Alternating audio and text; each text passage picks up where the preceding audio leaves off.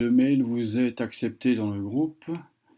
On va cliquer maintenant sur le lien qui est reçu par le mail et vous allez rentrer dans ce groupe de professeurs de géographie qui compte 3 membres. Que peut-on faire maintenant dans ce groupe? La fonction principale est la fonction de discussion. Alors la fonction de discussion fonctionne comme sur tous les forums, c'est-à-dire que vous placez une question, donc un message, quel qu'il soit. Donc admettons que vous placiez un nouveau sujet. Voilà, je voudrais savoir où trouver Google Earth. Voilà. Et bien sûr, je suis un peu sympathique, je m'en ai, chers collègues.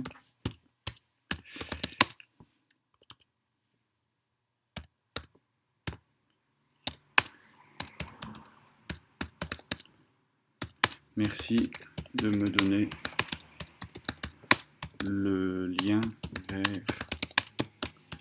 Google Earth. Vous envoyez le message. Voilà, où se trouve Google Earth.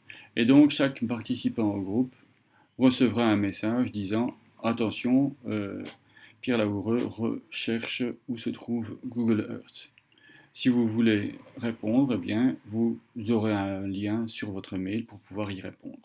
N'oubliez pas que vous pouvez demander d'avoir uniquement ces notifications une fois toutes les semaines. C'est une façon aussi de ne pas être envahi par les mails. Ça, c'est donc la première activité possible, les discussions, les forums et les discussions. Une autre possibilité est celle de partager des photos. Donc, vous pouvez mettre associé à votre groupe des photos. Ajouter des photos, ça se fait comme classiquement dans tous les sites. Vous pouvez également mettre des fichiers, quels qu'ils soient. Donc un fichier quel qu'il soit, pour autant qu'il ne dépasse pas 100 mégas. C'est déjà pas mal.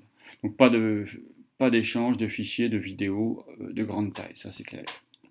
Autre possibilité, un calendrier, que l'on pourrait imaginer un calendrier d'activité géographique. Possibilité de faire un sondage, poser une question en sachant combien de personnes ont répondu. Mettre un lien à disposition de la communauté. Une base de données en ligne et un contrôle du spam. Donc voilà un peu les principales activités possibles sur un site comme Google Groups.